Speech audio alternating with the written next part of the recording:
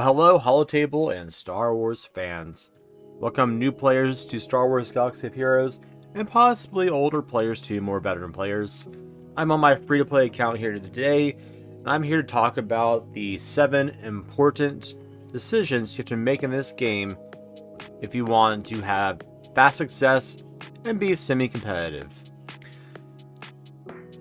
So number 1. Do you want to play the game purely for fun? Like only have fun and do what you want and not worry about being efficient and being able to do PvP at a high level? If that's the case, then literally you can do anything you want in this game. There are so many things you can try to acquire. You have an entire roster of characters here. You have so many factions. You have Empire, you have Sith, Galactic Republic, you have Old Republic characters, you got some premium characters here that you can try to go for one at a time, or kind of do a wide approach. When I first played this game, I did a massive approach. I farmed everything I could. I didn't really have a goal in mind. I was kind of just went blindly into it. Didn't really set my sights anywhere. I've changed that now as I am a competitive player, so now I go for more things in a more competitive sense. And if you're coming to this video wanting to be competitive, I'll mix this in, and this will go into my point number 1. If you want to achieve success in this game and go to the arena table, climb high in the squad arena, which is my alternate account, so I'm not very high, but I'm in the top 35 or so in my main account, and I took a long break from the game, so that's very impressive. I've managed to climb back up even though I was gone for so long. Also in fleets, I'm in the top 30 or so in fleets. Also fantastic on my main account. I'm ranked 50 right now because you are set in your the brackets are kind of players who have come into the game at the same time you have. It's not a perfect system, but in general, that's the sense. So in the sense that I'm able to climb back up pretty high on my main account, even though there are players who've been playing for many years longer than I have, it says a lot about my current focus. But if you want to be competitive in this game, you want to do the Grand Arena. It's kind of the premier PvP setting, which you can see I lost here on my alternate account because I don't have any teams yet, really. But in this game mode, I'll break all the game modes down in this game in a future video in case you are confused by what game mode's what and what to focus on. But if you want to do PvP, you need multiple teams to accomplish anything. So you don't want to spread your roster too wide, but you also don't want to be too narrow. So if you want to be competitive and be free to play like me, you really want to focus what you're doing. So let's go to my number 2, my second point. If you watched my first video, you know that I told you to pick a light side team and a dark side team. So do I have a spot here? So I have some teams here for GAC. I have broken these down. I've gone a lot more in depth than what you probably want to do. And ideally, you probably don't want to follow my guide or my roster specifically, because on this account, I am going for certain factions and certain characters and avoiding others, which I don't recommend if you are new to the game and just starting out. There are some teams that give you much broader use and utility in the game and are strong in PvP all the way up to late mid and sometimes early late game. And that'll take you really far in the game. You'll unlock a lot of things in the game, you'll get access to a bunch more events and all these other small things. But my second point is pick one 5-man light side team and one 5-man dark side team and fully gear them up. Now when I say fully gear them up, I don't mean to relic levels. I would say probably to gear 12. So my Mace Windu here, gear 12 is this golden or yellow icon here on the bottom. I would say get it to that point and then hold off until you get one full light side and one full dark side team. Don't worry about going past that until you can start doing better raids. Because a lot of the gear past gear 12 requires a certain currency that's a bit harder to come from when you first start the game. So don't worry about farming for those gear pieces, because that will take you a lot of time and be a waste of your energy early on in the game.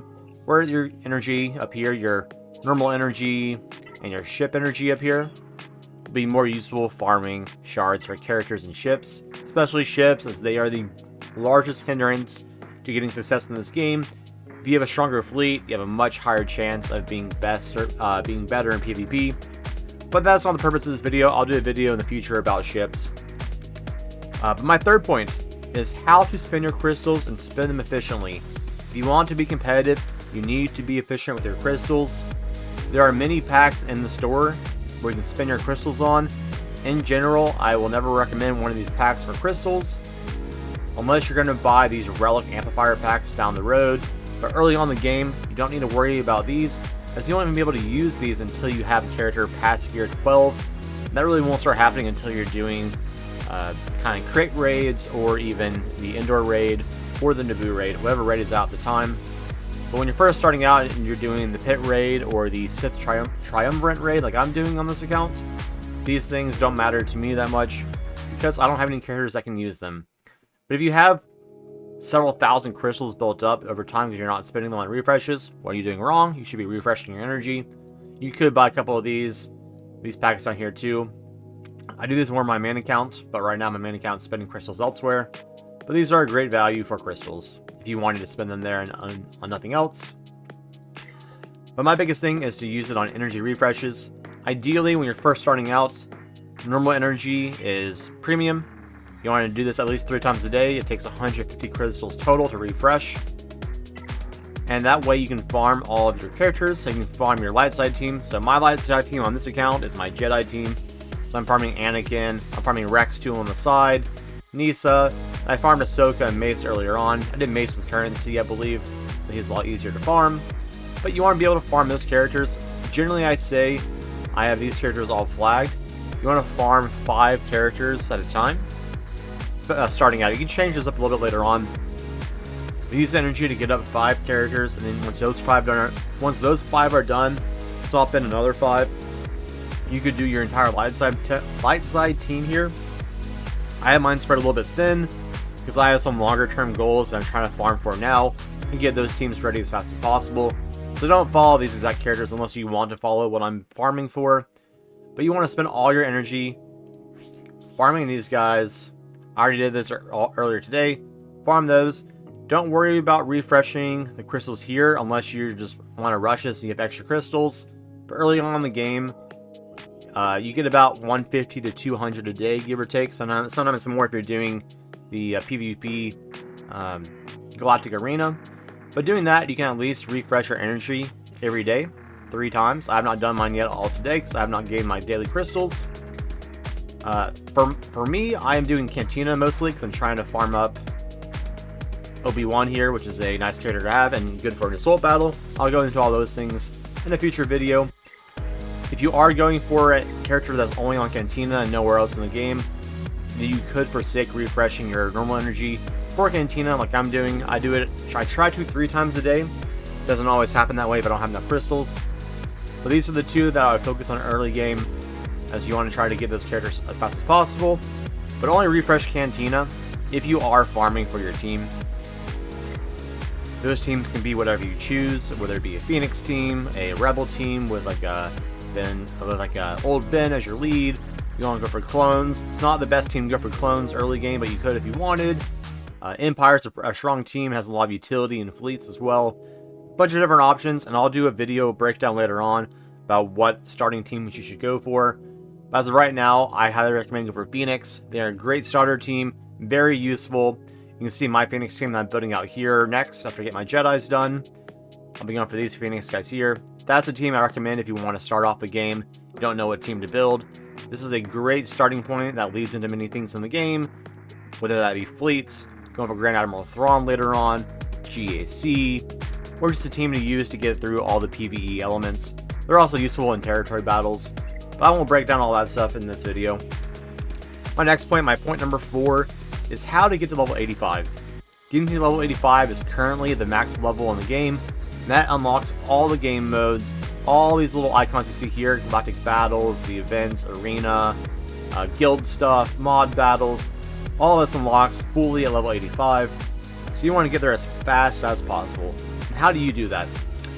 The bottom right of the screen where it says objectives, go down there, click on that. Right here where it says quest, click on that.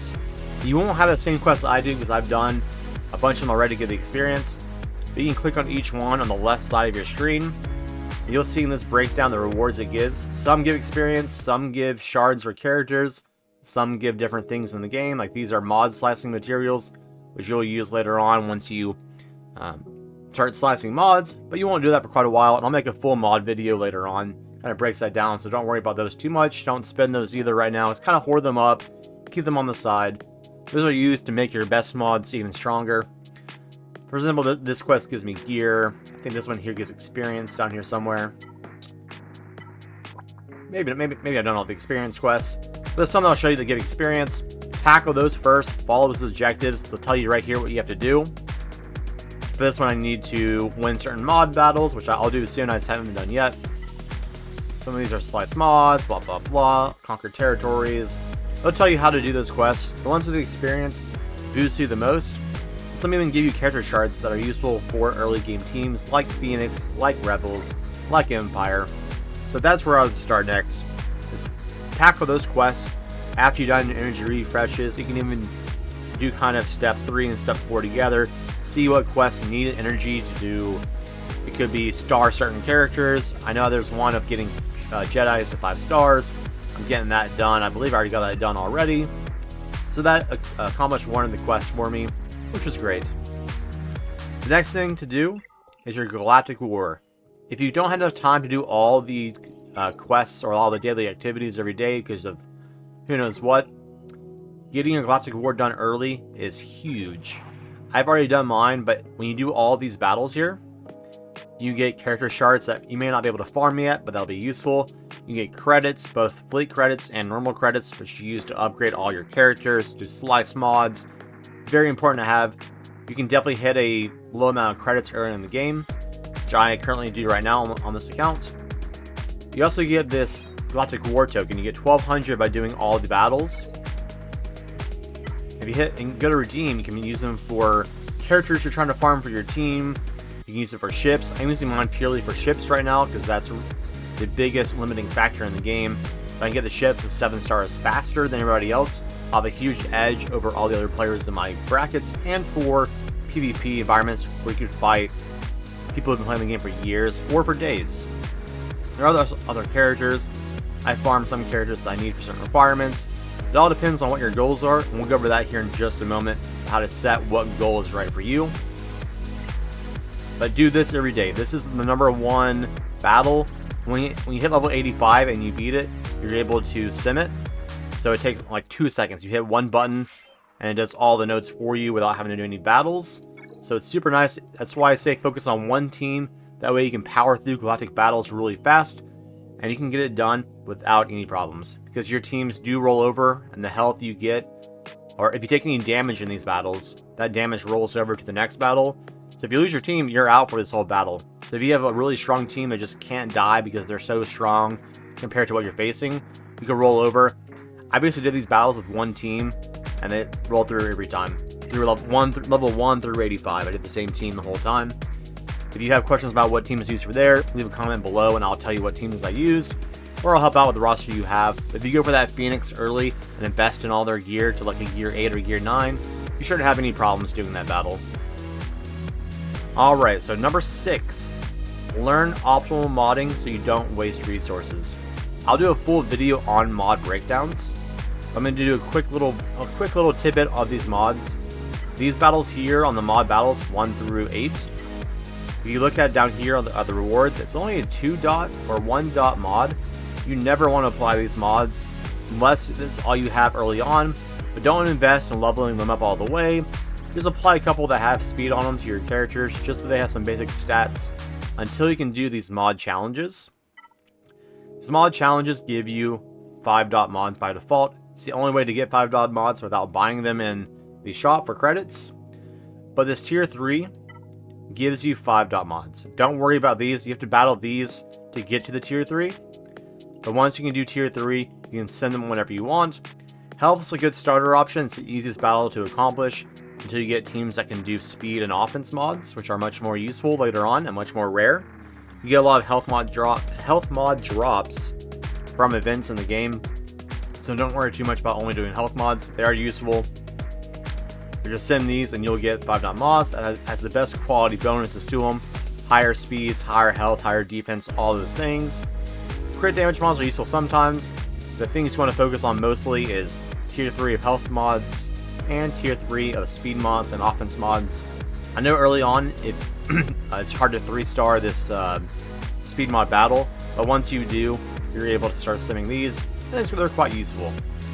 Now, how much should you do those mods, those mod challenges, until you spend your energy farming slicing mods here? Oops, sorry, wrong category. Under mod battles, once you get to tier 9, you can sim these mod slicing abilities, which I'm doing currently on this account. Usually I'm just doing tier 1 for right now, because you need these to get your gray mods to the next level. That's gray mods are the lowest tier you can get.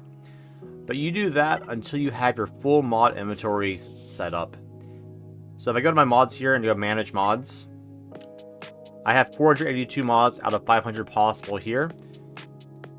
So I'm sure there are many that I could sell that would give me more space. But once you get close to that 500 mark, I recommend you start doing slicing mods until you start to do a full mod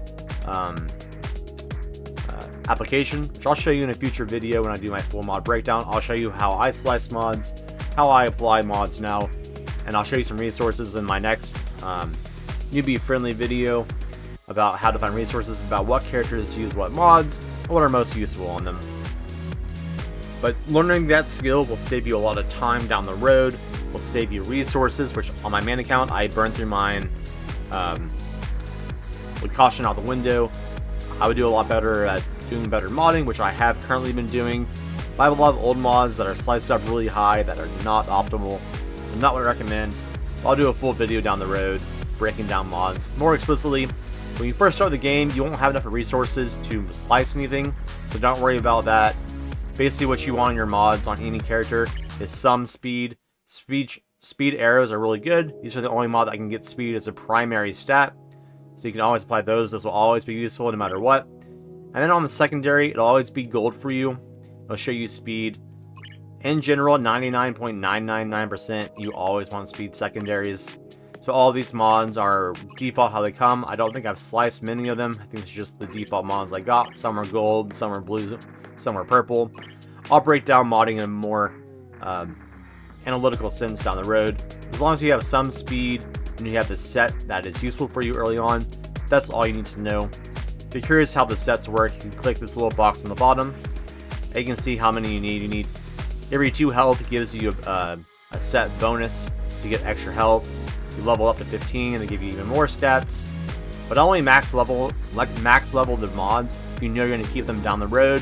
And I don't do that on all my mods, but once I make a more explicit mod video, I'll show you the mods you should level up all the way, especially if you're tight on credits. But number 7, my final objective or final goal for you guys who just started playing this game is create a long-term goal. If you want to be successful, you want to be competitive, you want to eventually start competing against players that have a higher galactic power, basically more characters on their roster. Galactic power up here is not a perfect system for saying who's stronger, but in general it's a good sense of if a count is better than yours or has more strength than yours. There are ways to counteract that disparity. There are ways to punch up and be more competitive than what you actually are, especially as a newer player or free-to-play account like myself. So for me on this account, I am going for Lord Vader, which is a galactic legend, basically kind of in-game units that you won't be able to go for at all early game. As you click on them, they have requirements to even start to unlock the character. Many of them are Relic 7. You won't even have those resources at all until you get to a mid-game point. But these are some things you can go for early game. It'll tell you what characters you need. You can try to find teams, mix in here, figure out what's best for you. I'm not going to go over each GL, but I may make videos about each one to figure out which GL might be the best in-game. If you're just starting out, an easy way to go is the solo journey. This is a great starting point to figure out what teams are needed to get going. If you're really struggling about where to begin, as I've said multiple times, Phoenix is a great starting team. If you click on Palpatine right here, you need Rebels. All the Phoenix team are Rebels. They will get you to be able to beat this event. Get Emperor Palpatine unlocked, which is a unit that you use even in the end game. He's a great unit. Apologize, I'm a little sick right now. Apologize for my sniffling here. But if you get for Phoenix, you can get this character unlocked. I recommend 7 starting Phoenix, getting them powered up first before you even tackle any of this stuff. But if you wanted to do it one step at a time like I'm doing, I did it more for the resources. As you beat each tier, you can get crystals and credits. I'm doing that more just to boost my account a little faster and kind of use those resources elsewhere in the game. But you can do that. On my account, I'm going for Jedi, so I'll be getting Master Yoda unlocked pretty soon. I just need my Anakin to get 7 stars. Obi-Wan's almost 7 stars on this account, so he'll be able to allow me to unlock Yoda. This is just because I was going Jedis anyways, and Yoda can be added on for a secondary team down the road. He's also a useful character, but he won't be going into my long-term goal at all. It's more of a short-term goal. But you go for Phoenix, that allows you to unlock tier 1 and do this. You can skip around the tiers if you have different units and kind of hop around. You don't have to go tier 1, then tier 2, then tier 3. You can skip as you can and as you get certain rosters going. But the reason why I say Phoenix is Phoenix allows you to get Palpatine and Thrawn. So that's 2 characters you can add to your dark side team. So if you go full on the 5 Phoenix teams, first of all, you can then get 2 really strong units for your dark side team. You can add Vader, which you'll get Vader through doing quests and achievements in the game. So that you don't have to worry about farming him. You will naturally get stars for him. So my Vader is currently 6 stars, halfway to 7. I've never once farmed a shard. I don't think you even can farm shards. Yeah, so you could buy shards, but there's no need as you get achievements throughout the game. That will eventually 7-star him for you. So on my account, naturally, if I went Phoenix first, I would have Vader 7 stars, Emperor Palpatine 7 stars, and Thrawn all 7 stars without farming a single dark side character. And then you can add on 2 more if you wanted to. I'd probably do a Moff Gideon and Royal Guard. They're both pretty easy to farm early in the game. This Moff Gideon, I believe, is a light side battle early on in the game, so he's super easy to farm. I just didn't do it on my account yet, because I'm focusing on other things. That your first time playing the game will probably not be the most optimal, because I'm not building this account to be optimal. But these are great starting points. These 5 tiers here are great starting points. All 5 of these build characters into future requirements as well. And if you don't want to pick one of these GLs yet, you can start here. This will take you a good bit of time to farm. You'll be in a good spot to then grow your roster whatever direction you want. Let's say you wanted a long-term roster or a long-term goal. The 3 that I recommend going for or building teams up for right away would be this Luke Skywalker right here. He is a very useful character. I still use him now on my main account. I wish I had him sooner on my account, as he will get you really far. He's great for conquest. He's great in PvP, PvE instances. Great character, so you could go for his requirements here, but you need R2, which requires Empire units. I'm not going to do a full journey guide breakdown yet, but you could look at all these if you wanted to. This is a great spot to go for. These guys do need more gear requirements to actually do these events, where the ones up here are pretty easy to get unlocked. I would say for tier 1, so where are these guys? You would probably want for gear 1 to 7 stars, probably in that gear 8 or gear 9 range for your characters. You could probably do these like gear 8 or gear 9. Gear 2, I mean not gear 2. Tier 2, probably in the gear 10, gear 11 range without any problems. Then tier 3, you probably need them reserves here. Yeah, probably around the same. You probably want them in that gear 12 range. Gear 11, gear 12 range to have a chance. You'd also need some pretty good mods for some of these battles too. Gear 4, you need some relics in your characters to have a really good chance. Not required, you could do it at gear 12, but it gives you a lot more problems. Once you get them 2 relics, you don't have to have the best mods in the world to get a good score on them. You could do it under manned, but you could do gear 12 for all these. I think Starkiller is only requiring relics. Maybe Inquisitor too, but I know Chewbacca. I did this one at gear 12 on my main account, so it is possible to do outside of relics. But there are many objectives here. These will take you a lot of time to farm over time. Just pick 1 or 2. I would start with these first 2 here, or go pure Phoenix and go with Palpatine, then into Thrawn. That'll give you 2 great units to really spring towards your roster. Just pick that end goal, that long-term goal for your account, and I'll give you an objective to go for. Don't vary off too much. This is really important as a free-to-play account and a new player to really narrow your focus early on.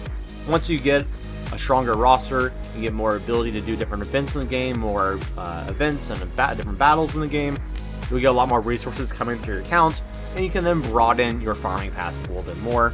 But it's very important to stay focused early on and build up a 5-man roster that can do a lot of things for you, and Phoenix is a great way to start. But guys, if these new videos are really helping you out, and they're encouraging you to play this game, which I really enjoy this game. I spent many hours playing this game over the years. It's a lot of fun. I've been a lot of great Star Wars fans.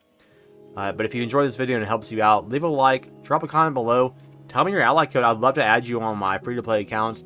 I can message you in-game and help you out, and look at your roster, review it for you. But share this video with your friends. Invite your family to play the game. It's a great family game to play. You can play with each other. You can do raids together. You can do dungeons together, different battles, territory wars. There's a whole lot to this game that I plan to break down over time for you and give you the information that you need. But guys, have a great rest of your week. Enjoy your Wednesday.